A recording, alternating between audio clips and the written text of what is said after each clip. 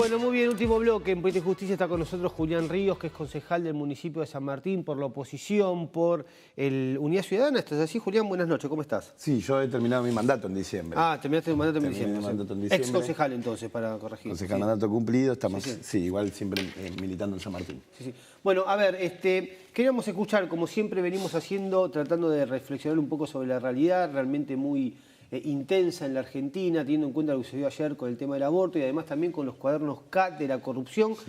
¿Qué pasa sobre todo con el tema? Te reís un poco, ¿por qué? ¿Te genera...? No, me genera, digo, la estigmatización de un sector me preocupa sí. En términos comunicacionales y en términos políticos. Justamente digo, porque creo que cuando... ¿No te gusta que yo diga, por ejemplo, los cuadernos K de la corrupción? Puede decir que eso es estigmatizar, no es una realidad. Digo, si queremos discutir la corrupción en términos de fondo, me parece que hay que asumir la corrupción en toda su dimensión, ¿no? Digo, y me parece que eso nos va a llevar a muchos sectores de la política a direccionar esto a un gran acuerdo nacional. Digo, yo creo que un acuerdo nacional en contra de la corrupción. En realidad, en todo sentido, creo que debemos ir hacia un gran acuerdo nacional que tenga que ver con lo político, que tenga que ver con lo económico, lo judicial y lo ético, donde en ese marco inscribo la discusión de la corrupción. Digo, porque encerrarlo solamente en esta cuestión de los cuadernos, sí, me parece que sería también mentirnos como sociedad y como dirigentes de la política o dirigentes sociales. ¿Lamentás el tema de los cuadernos? Lógicamente que lo lamento. Pero lo que más lamento es, y lo que quiero ¿no? visibilizar, es los vicios que tiene la política en su conjunto para financiarse o autofinanciarse. Uno desde afuera, cuando ve que quizás la gente que apoya a Cristina Kirchner, la gente que milita dentro de lo que es el kirchnerismo, desde el peronismo o desde cualquier otro espacio político, trata de, o muchos dicen, minimizan el tema de los cuadernos, hablando del tema del gran acuerdo en contra de la corrupción, pero hay un tema puntual. El tema puntual es que hubo bolsos que volaron a un convento con plata del kirchnerismo, hubo ahora un cuaderno que marca con empresarios, la primera vez empresarios arrepentidos diciendo de que pagaron coimas, y arriba de toda esa estructura hay sindicados, hay gente que es señalada como que manejaba toda esta estructura de corrupción del kirchnerismo, que la propia expresidenta Cristina Fernández de Kirchner, a quien muchos le están pidiendo el desafuero. ¿Ustedes creen que esto estuvo una operación política? No, creemos, a ver, lo que creo particularmente, primero que vos recién marcabas de los bolsos de José López, justamente el dinero que había o que tenía José López es dinero empresarial. Capaz que el dato nuevo en relación a este último caso de los cuadernos es que no solamente apuntamos a la política, sino a sectores empresariales que acceden o ceden ante la presión del Estado o de diferentes funcionarios, ¿no? Digo, como el dato nuevo. Digo, pero lo que preocupa es pensar que la corrupción nace y surge a partir del kirchnerismo. Y uno se hace historia, hay una corrupción institucionalizada. ¿Para qué decir historia si tenemos ahora varios...? Porque justamente, pero porque justamente todo tiene los detenidos son ahora, digamos, y claro, hay una senadora ahora que está acusada de ser la jefa de toda esta banda de ladrones. Eso es primero que eso es mentira, eso es una operación política. ¿Por qué es mentira? ¿Que está acusada? No, la justicia lo acusa a ella, entre otras causas. Digo, porque hay pedido de desafuero, inclusive hoy mismo. Hoy hay un poder judicial permeable a los sectores económicos. Pero ¿por qué digo que...? Te recuerdo que Bonadío fue la que la sobreselló a Cristina hace pocos años. Perfecto. O antes también, ¿no? Sí, una cosa, yo quiero remarcar, para remarcar Calcaterra, la figura de Calcaterra. Si Mauricio Macri hoy se sorprende porque su familiar es parte de la corrupción organizada, la verdad que causa risa. Porque el grupo Macri estuvo involucrado en muchos casos de corrupción, desde cuando en Sebel, cuando se especificó la deuda privada en la dictadura militar a través de Domingo Cavallo, la fuga de capitales en el 2001 de todas las empresas de Mauricio Macri. Está bien, Julián, digo... Porque si no, nos vamos a una discusión seria en relación a la corrupción. Pero la pregunta puntual, ¿vos crees que Cristina Kirchner tiene o no tiene que ver con el tema de la corrupción? Puntualmente, ¿Vos crees que no tuvo Cristina no tiene nada que ver. Justamente creo que apuntan a Cristina, y eso también cuestiono del actual gobierno, y de que no hay separación de poderes, porque hoy Cristina o los sectores opositores más fuertes y con capacidad, si se quiere, electorales, son donde están direccionando el gobierno, la persecución política. Ahora, eso es lo que me preocupa. La gran pregunta es, a los empresarios, ¿los apretaban para que pagaran esos dineros o los empresarios iban a buscar la llave que abría las puertas. Iban ellos a ofrecer el dinero. Porque una cosa es, ¿quién corrompe o cómo corrompen? O los empresarios iban a ofrecer dinero. ¿Los apretaron o ellos iban a ofrecer? Son dos cosas distintas, ¿no? Yo coincido con las palabras. Y aparte, para no mentirnos, porque si no la corrupción nos mentimos siempre. A mí me gustaría que investiguemos, agarremos 3 municipios diferentes, la Secretaría de Obras Públicas, de cualquier color político, del Frente Renovador, del kirchnerismo y hoy de lo que es el oficialismo. Y investiguemos, ¿no? Los periodistas, los que comunican, investiguen qué se hace con los recursos que figuran en la Secretaría de Obras Públicas. Porque ahí está la corrupción, de la corporación política, que la asimila como algo real, como manera de financiarse, y esta es la cuestión, la discusión de fondo. Más allá de lo que, ¿no? Como podamos apuntar. ¿Cómo ir hasta la discusión de fondo si ahora ni siquiera ustedes, los kirchneristas, pueden responder puntualmente por Vudú, Ricardo Jaime, José López, Lázaro Báez, Milani, De Vido, Cristóbal López, todos en cana, todos presos por corrupción, y vos decís que todo es una operación política? No, eso no. ¿Acaso cuánta responsabilidad tiene Cristina Kirchner con todos estos que están presos y muchos otros que van a llegar probablemente? Mirá, yo no discuto que haya habido casos de corrupción. De hecho, durante nuestro gobierno, la ministra de Economía, Felisa Micheli, y el ministro de Transporte, Jaime, fueron acusados durante nuestro propio gobierno en una clara expresión de libertad de poderes y división de poderes, Julián, tanto judicial y político. Pero fue después de investigaciones periodísticas. La Nata fue la que descubrió los bolsos de Micheli.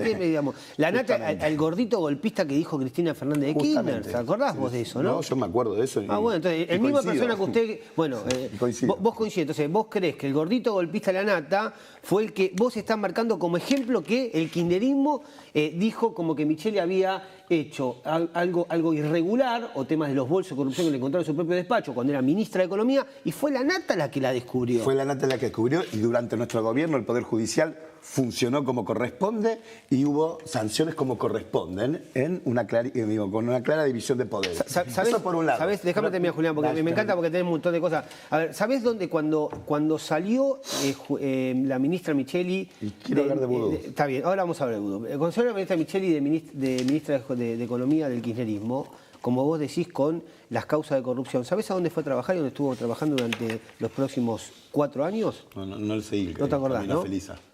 Con las madres de Plaza de Mayo. Sé que trabajó, sí, con Eve. No, manejó la plata con Eve. Sí, cosa que vos también. ¿Y no sé qué pasó? ¿Cómo que pasó? ¿Era culpable o no era culpable? La justicia la encontró culpable. Después su labor privada, lo que ella haga en el índole privado... No, porque manejaba plata del Estado. Eran subsidios que también los subsidios, como todos sabemos, eran todos irregulares con la madre de Plaza de Mayo. O sea, siguió manejando plata del Estado de alguna manera. Un interrogante importante acá es decir, ¿Cristina Kirchner sabía todo esto o no sabía? Porque no siempre en la escala de una empresa, un organigrama, la cabeza sabe lo que hacen las otras partes. Pero escúchame, Aníbal, Ricardo Jaime, Vudú, José López, De Vido, Lázaro Báez, Milani, Cristóbal López. ¿Puede una presidenta no tener por lo menos responsabilidad ante todos estos hechos? Están todos en cana, digamos. Lo mismo que una gobernadora, cuando mueren dos docentes en la ciudad de Moreno, lo mismo con una gobernadora, cuando hay aportes trucho en campaña.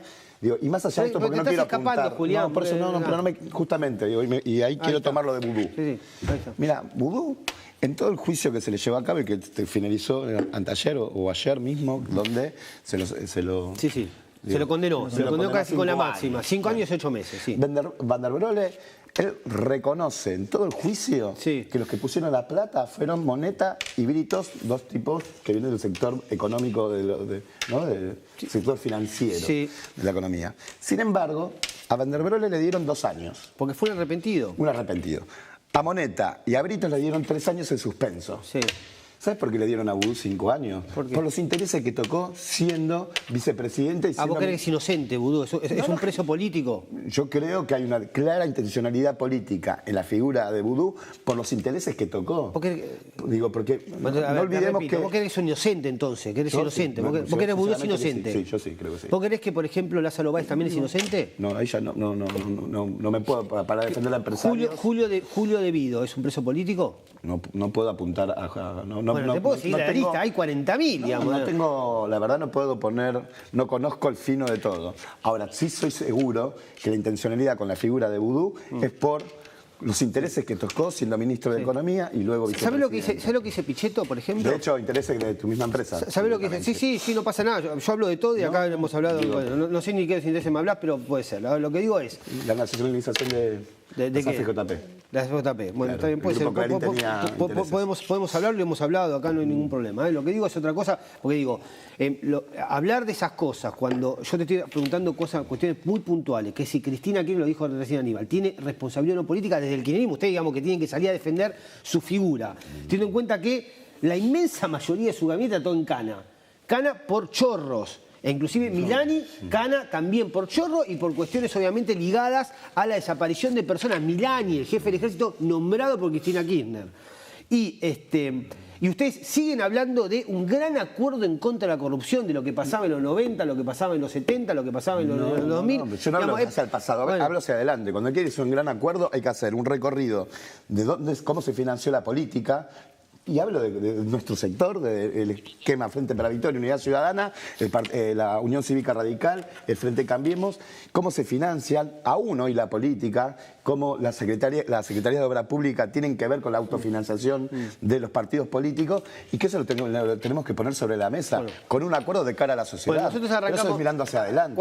Cuando vos escuchás a no estigmatizando solamente un sector. Cuando vos analizás, cuando nosotros, por ejemplo, los medios de comunicación, en el medio de Yo Trabajo y en La Nación, que ustedes con los kirchneristas han acusado muchísimas veces también de golpistas, fueron los que descubrieron Panama Papers. No fue ni Página 12, no fue ni Tiempo Argentino, fue La Nación y Clarín. Justicia? No, lo que quiero decir es que no solo estamos estigmatizando, los Panama Papers también fueron tapa de Nación y Clarín en contra de las cuentas que le habían endilgado en su momento a Mauricio Macri. Después es una cuestión de la justicia que lo podemos charlar, pero no quiero terminar con esto. Política y justicia. No quiero terminar con esto, que arrancamos con Jorge Giacobbe, que es obviamente un analista político, además obviamente de tener números de tema en las encuestas, y le preguntábamos el tema de que muchos dicen que la que no quieren a Cristina presa no es ni siquiera Pichetto, que la está defendiendo obviamente por los fueros, que podría cambiar en las próximas semanas, esto si eso se avanza. Si es que es el propio Mauricio Macri o el propio Cambiemos en su estrategia electoral de volver a confrontar con Cristina Kirchner en lo que viene. O sea que ni siquiera, o lo de Calcaterra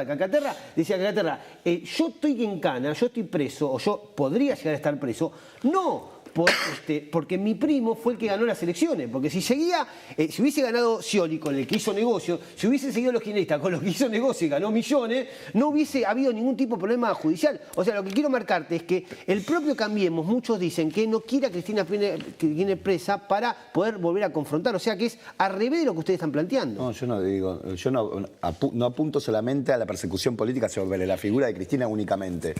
Hay una persecución hacia la figura de Cristina, pero lo hay hacia todo lo que se enfrente claramente como opositor.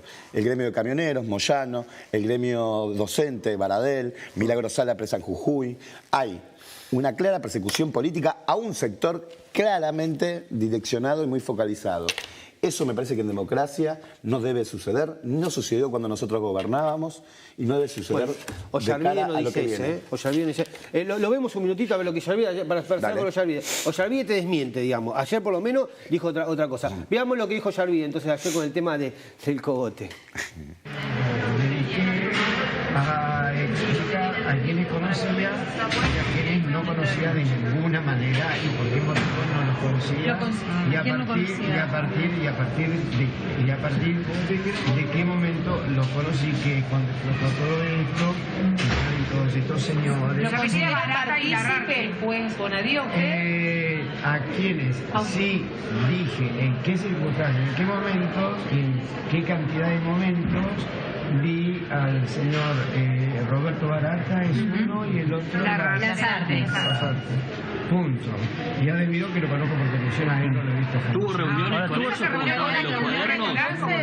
¿Con Barata sí? ¿Con Barata se reunió en un restaurante? ¿Y se reunió en el ministerio o acá en el juzgado? Están dando fechas que están todas equivocadas y cuando se levante el secreto del sumario, Tírate un cachitito más atrás, ahí, gracias. Perfectamente todas las explicaciones y están todas las pruebas que yo voy a ir acercando. A ver, Julián. Maestro Yarvide. Yarvide siempre jugando en la cornisa de la justicia. Dijo que fue presionado por el kirchnerismo, fue el que la sobreselló a la propia matrimonio presidencial, que podían reabrir o una reapertura del tema de la corrupción kirchnerista directamente en el patrimonio presidencial a raíz de estas palabras. O sea que lo que vos decís que ustedes no hicieron durante ese gobierno, el propio Yarvide, que el kirchnerismo salvó 40 veces, no una, 41 pedidos de juicio político, el kirchnerismo siempre votó en contra. Él dice que lo presionaban. Mira, Yarvide se caracteriza por ser un juez que siempre está a tono con cualquier gobierno de turno, cualquiera de los gobiernos, ¿no? De la democracia en adelante y seguramente antes. Pero es parte de lo que debemos dejar atrás en la justicia. Sí, sí. ¿Cómo? Con un tipo como Claudio Bonadío. Yo era muy chiquito cuando aparecía en las servilletas de Corach. Sí, sí. Concretamente, lo nombró Corach. Yo es uno de los tipos que articula la estrategia judicial y política con Margarita Stolbizer y algunos sectores económicos sobre muchas de las causas que tiene nuestra expresidenta, concretamente. Digo esto porque la justicia también, en ese gran acuerdo nacional, vamos a tener que empezar a discutir y a debatir. Porque es la política la que define quién es juez federal, los diferentes niveles de responsabilidades. Y ahí después quedan entrampados en el juego de las corporaciones donde articulan de manera conjunta. Y eso lo tenemos que modificar. Gobierne con gobierne, aunque nos toca volver a gobernar al peronismo. Eso lo tenemos que volver a discutir, porque si no, siempre vamos a tener los Ollarvides que cambiarán de nombre, serán más expuestos comunicacionalmente o menos, pero van a jugar en el mismo sentido y eso le hace muy mal a la democracia. Julián, un placer, gracias. Además ya disentimos, podemos discutir, pero me encanta dialogar, como siempre. Te agradezco la invitación. Bueno, muy bien, nos vamos. Hoy tuvimos realmente un programa intenso con reflexión política, con números de las encuestas, con Vilma Ripoll, hablando obviamente de lo que fue el aborto y los incidentes de la madrugada, de una izquierda que lamentablemente sigue sin ser tolerante ante un organismo, un poder del Estado que dijo que no. El diputado dijo que sí, no se armó inconvenientes y en la madrugada un sector chiquito de la izquierda generó incidentes contra la policía. Nos reencontramos nosotros como siempre el jueves que viene. Chau, que la pasen muy bien.